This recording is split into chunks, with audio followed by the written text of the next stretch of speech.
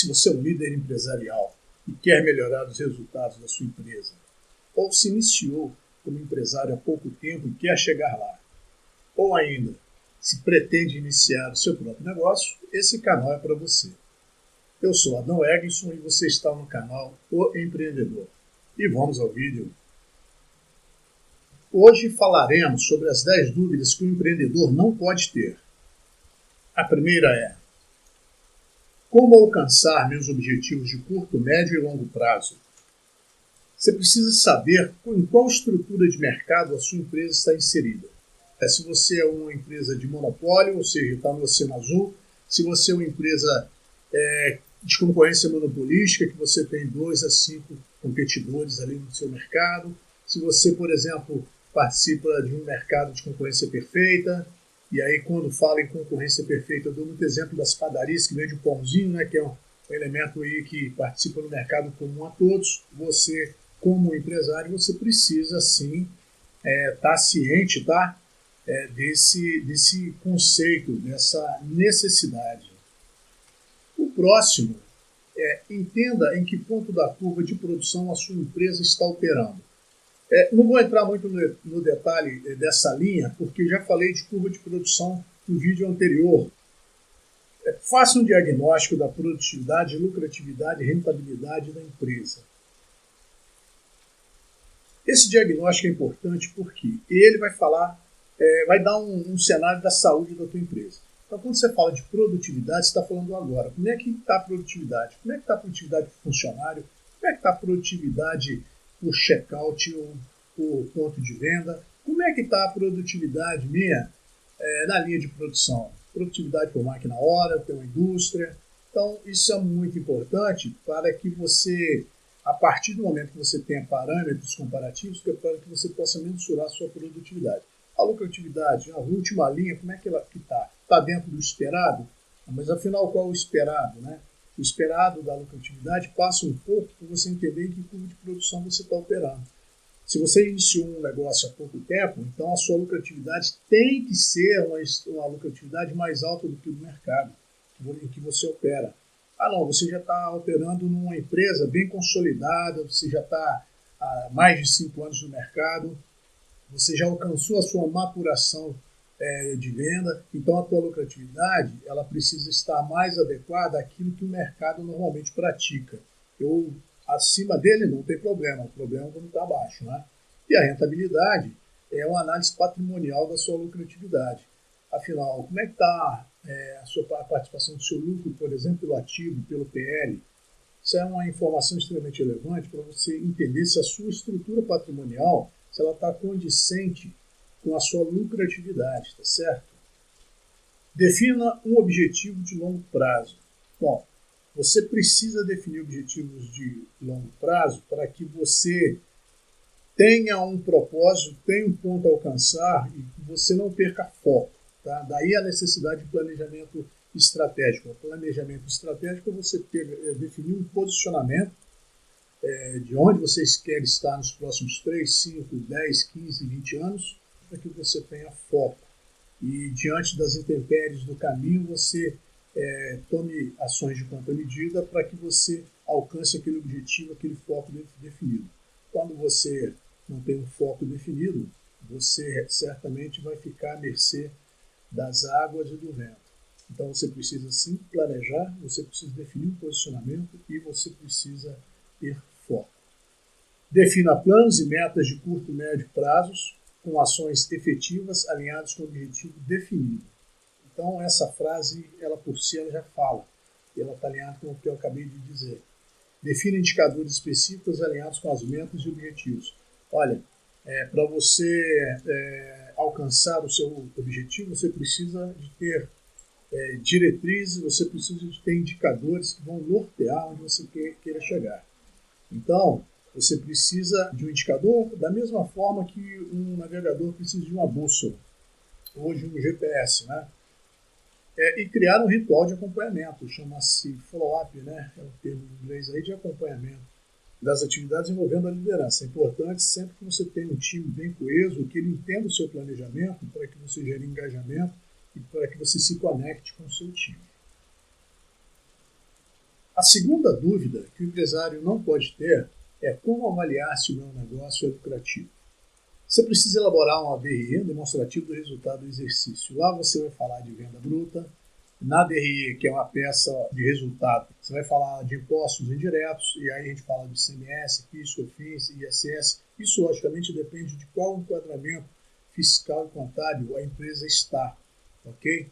Vai falar de receita líquida, que é uma dedução dos impostos em cima da receita bruta, custos, né? Quais são os custos envolvidos na produção, despesas. Essa linha de despesa é importante citar que muitas vezes o empresário esquece de lançar aluguel, prolabore, depreciações. Essas peças elas são inerentes às despesas da empresa e elas precisam constar na DRE. Impostos diretos, e aí eu falo de imposto de renda, contribuição social sobre o lucro líquido, juros de capital próprio também depende do enquadramento, né? Lucro presumido não tem JCP, enfim, todos esses fatores precisam ser levados em conta no DRE para que você consiga saber se o seu lucro líquido ele é efetivo ou não. É importante também que você faça análises mensais de tendência do lucro líquido, observando se a taxa de crescimento é ascendente. O lucro líquido precisa ser ascendente quando a empresa é nova ou ser, no mínimo, estável do ponto de vista percentual quando a empresa é madura. A terceira dúvida que o empreendedor não pode ter é onde focar para aumentar os resultados do negócio. Você precisa adequar a produtividade ao volume vendido.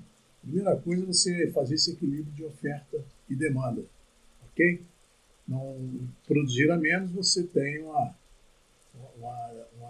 demanda reprimida. Se você produz demais, você tem custos elevados e custos de estoque alto.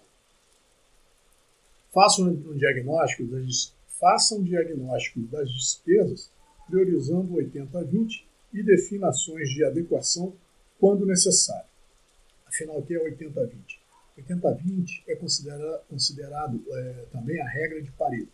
Você precisa focar naquilo que é mais relevante para que você, com menos energia, você tenha mais resultado, que você seja mais efetivo. Para contratos de médio e longo prazo, defina cláusulas de revisão de índices de correção.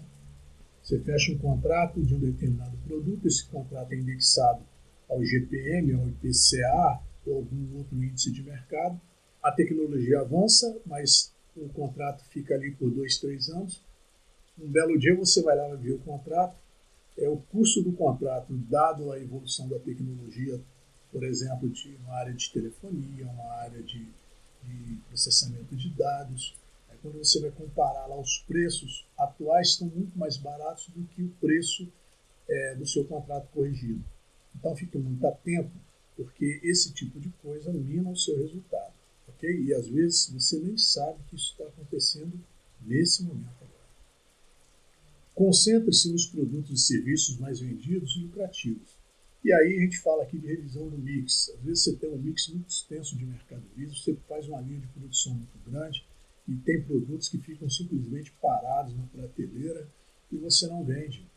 Então você precisa fazer uma revisão de mix para que você foque toda a sua linha de produção ou de vendas naqueles produtos que realmente são mais percebidos pelo cliente.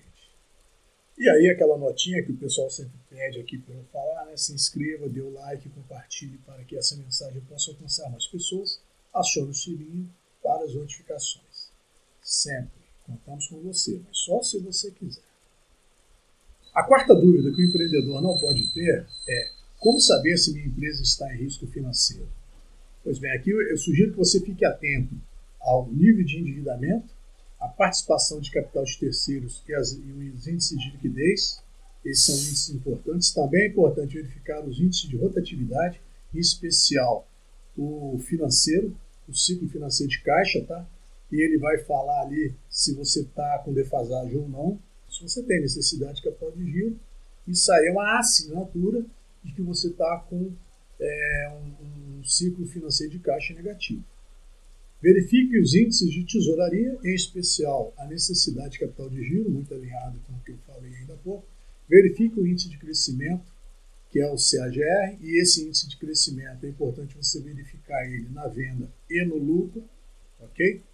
Ele mede a taxa de crescimento composta anualmente. Então, quanto que eu cresço em média a cada ano na venda, quanto que eu cresço em média a cada ano no lucro. É disso que trata o CAGR nesse caso. Verifique os índices de rentabilidade. Aí a gente fala aqui do ROI, que eu sugiro também o ROA, payback do ROI e do ROA, e a RPL, que é resultado pelo patrimônio líquido. A quinta dúvida que o empreendedor não pode ter: quando o crescimento das vendas podem se estabilizar? Porque, principalmente quando você tem um novo empreendimento, num dado momento, esse novo empreendimento amadurece e aí você começa a ter lucratividade mais estáveis. Tem falado sobre isso aqui já, inclusive, desde o primeiro vídeo. Então, vamos lá. A estabilização pode ocorrer com a saturação do mercado ou com o aumento da concorrência. Saturação do mercado é o exemplo que eu dei. O aumento da concorrência tende a antecipar a maturação da empresa. Acompanha o volume das vendas e o trânsito dos clientes. É importante você perceber essa demanda, como é que está fluindo de acordo com o esperado, se não ou se não. E caso não esteja, tome medidas corretivas. Inove ou busque novos mercados se as vendas estabilizarem. Então, quando a venda estabiliza, você tem alguns custos, por vezes, que são colocados, que podem crescer uma taxa maior do que a taxa de crescimento de venda estabilizada, principalmente quando você tem um cenário de baixas inflações. Então, você tem, às vezes, contratos que são indexados pelo IGPM, por exemplo, e, às vezes, o seu crescimento é com base no IPCA. E, por vezes, a gente sabe disso que por vezes, a gente tem o IGPM, por exemplo, mais alto do que o IPCA.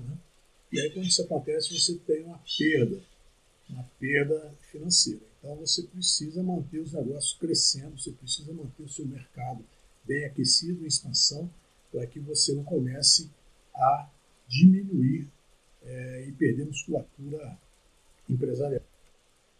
A outra dúvida é: como escolher o local para o novo ponto de venda?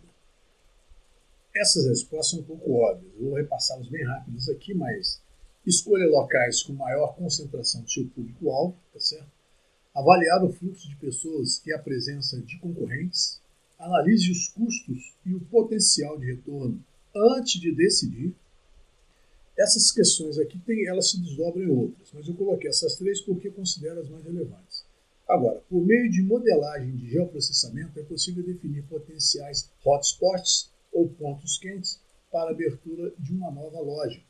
Então, hoje, por meio de métricas de geoprocessamento, é possível oferir com um nível de precisão muito bom possíveis pontos de abertura de novas lojas, logicamente levando em conta algumas avaliações, avaliações, por exemplo, qual é o seu público-alvo, avaliações de qual a densidade demográfica, avaliações de passantes numa determinada localização, mercados atrativos também, mercados que atraem o público do seu interesse por perto, que não necessariamente seja o seu concorrente, tá certo? Então, essas ferramentas de geoprocessamento, quando elas são alimentadas com informações relevantes e substanciais, elas trazem respostas muito efetivas.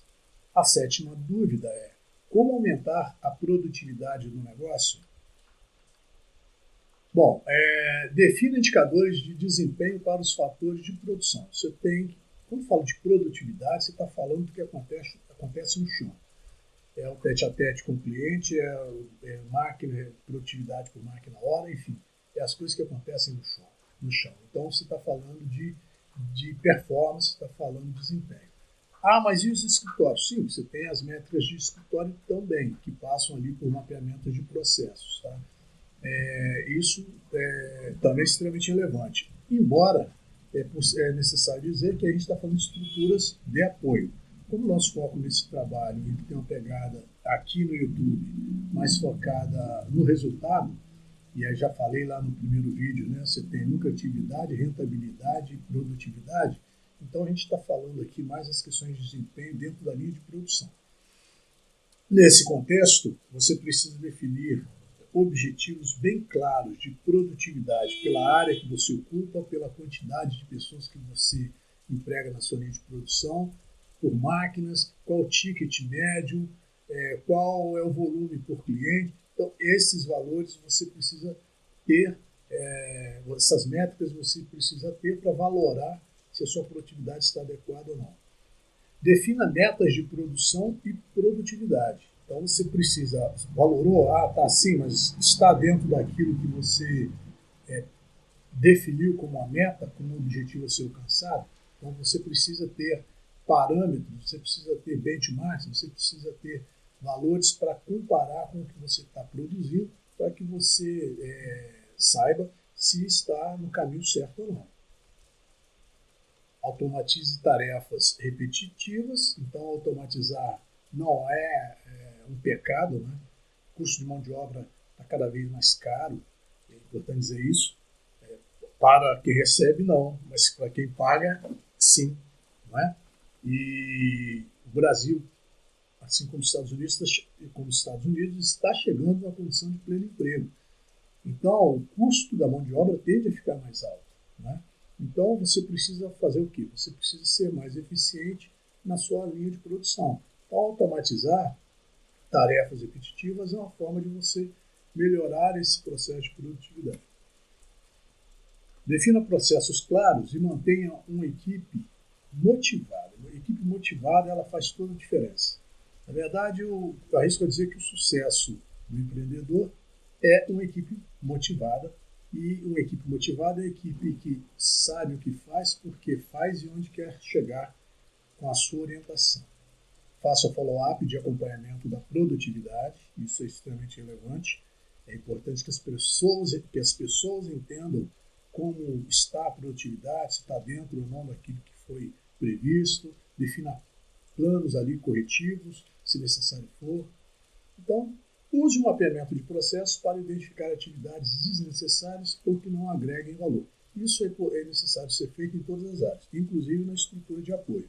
O pessoal já disse isso aqui no vídeo anterior e reforço dada a importância desse tema. Tá? Sugiro que vocês adquiram o livro Saia da Crise, do Deming, ou o e-book Filosofia de Deming, que é da minha autoria. Vou deixar no link desse vídeo e já também está disponível no link do vídeo anterior. Se você tem acesso aos 14 princípios de Deming, você vai perceber que a sua vida vai ficar muito mais fácil na medida que você comece a aplicar os conceitos desses 14 princípios. Tá? No e-book eu faço uma síntese bem em passando. Agora, o livro é o melhor dos mundos, tá? Saia da Crise, que é assim, uma aquisição que é importante que você tenha na sua prateleira. Tá? Recomendo também assistir ao vídeo do canal anterior, porque ele fala sobre essas questões, a forma de pensar do empreendedor, e fala de mais outras questões lá extremamente relevantes. A oitava dúvida é: qual é o prazo de retorno deste investimento? E aí você precisa sim ter métricas para entender se o seu retorno está adequado ou não. Considere a lucratividade média de pelo menos 3 meses completos para a certificação do ROI praticado. O ROI é uma boa métrica, mas cabe aí de repente até fazer um fluxo de caixa descontado para oferir ele da forma correta, porque com base nos indicadores financeiros ele nunca é o mais adequado. Você precisa realmente assim fazer um fluxo de caixa, descontar ele para você identificar a VPL, para identificar o prazo de retorno do investimento. Mas é uma métrica, é a mais conhecida. Considere a taxa mínima de atratividade, é aquela taxa que remunera o risco do investimento. Lembre-se que eu estou falando aqui de lojas, tá? Não estou falando aqui de mercado digital, não. Quando eu falo aqui de retorno de investimento, eu estou falando essencialmente de estruturas físicas de comércio, serviço e indústria. O mercado considera ideal um payback de até 5 anos, embora não seja a regra geral. O ideal é que o payback esteja adequado à estratégia da empresa, independentemente do tempo. Porque às vezes você pode ter um payback de 10, 15 anos, e isso é uma questão estratégica para a empresa. Então, regra geral e questões estratégicas precisam ser sopesadas. Questão 9. Quanto vale a minha empresa hoje? Para responder, sugiro que você faça um cálculo do valuation, onde estima-se o valor de uma empresa por meio da projeção dos seus fluxos de caixa futuros, descontando-os a uma taxa de risco e somando-se o valor residual, obtendo-se assim o valor presente do negócio. Então aqui o valuation, na verdade, está muito relacionado ao VPL, valor presente. Tá? Agora, para você achar o VPL, logicamente você precisa considerar mais uma vez a taxa mínima de atratividade, que é aquela taxa que remunera o risco, ou a taxa que representa o custo do seu capital, ou a taxa que você define como a taxa-alvo que você quer ter para aquele investimento. Porque às vezes, mais uma vez, o investimento ele trabalha com a taxa até abaixo da Selic, mas por uma questão estratégica você precisou fazer aquele investimento. Então, isso posto, calcula-se o valuation para verificar se ele está adequado ou não à sua expectativa. Existem outros formatos e este é o que considero assertivo e confiável, mais uma vez. Pessoal, se inscreva, dê o like, compartilhe para que essa mensagem possa alcançar mais pessoas, acione os sininhos para as notificações, mas faz isso agora, porque assim que o vídeo acabar você vai esquecer. Então já te agradeço. A 10ª questão é como definir estratégias frente à concorrência. Estude a concorrência e identifique o que pode oferecer de diferente ou melhor. Imagina que você tenha aberto a padaria. Eu gosto de falar da padaria porque ela é bem democrática. Né? Você abriu uma padaria e essa padaria está funcionando há 3 meses. De repente abre-se um concorrente e ele produz, mesmo que você produz pão, ele tem uma confeitaria. Então, essa dica que é colocada aqui ela é muito relevante. O que é importante é que você não deixe para fazer ela em cima da hora. Você precisa se preparar a priori em cenários para que quando isso acontecer, e se acontecer, você tenha ações de contramedida. Se você está num espaço onde não tem concorrente, certamente você oferta para uma demanda já colocada, que você tem controle de preço. A partir do momento que o seu concorrente estabiliza como um concorrente seu, então você precisa adequar preço e você precisa fazer diferenciação de produto. Mas esses planos, faça eles sempre a priori. Conecte-se com o seu cliente. Agregue mais valor percebido por meio de atendimento, qualidade e um preço competitivo. Mais uma vez, não espere o concorrente estabelecer para que você faça isso. Tá? Você começa a enfrentar o seu concorrente antes que ele esteja presente. É assim que funciona. Tá certo? Não espere o concorrente estabelecer para que você faça um trabalho próximo ao seu cliente, para que você desenvolva um CRM, para que você mande para o cliente no dia do aniversário dele um parabéns, né? Para que você, no Natal, você faça uma promoção.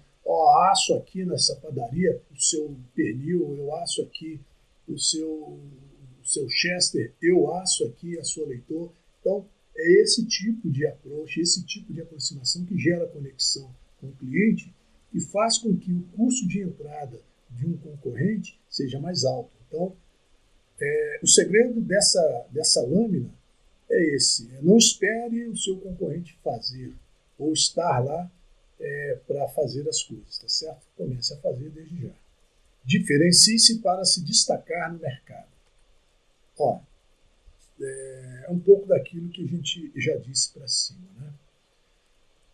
Saiba que muitas decisões estratégicas que você vai tomar dependem da movimentação da sua concorrência. Uma vez estabelecido o concorrente, muitas das ações estratégicas você vai tomar muito baseado no que ele está fazendo. Então, quando você faz um trabalho e quando você antecipa a presença do seu concorrente, você é dono da sua estratégia. Agora, a partir do momento que ele se estabiliza, ele se posiciona do seu lado, as suas ações, as suas estratégias vão estar muito vinculadas à estratégia dele. Existe um conceito que chama a teoria dos jogos, que leva a esse grau de racionalidade para o empreendedor. é uma peça muito poderosa, porque quando o concorrente se posiciona, se ele conhecer de teorias de jogos e você não, você vai estar sempre refém da estratégia dele. Conto com você para compartilhar, curtir e se inscrever no canal. No próximo vídeo, vamos tratar da questão: em qual estrutura de mercado você opera? Monopólio? Concorrência monopolística? Concorrência perfeita? Vamos falar sobre isso. Um abraço e até lá.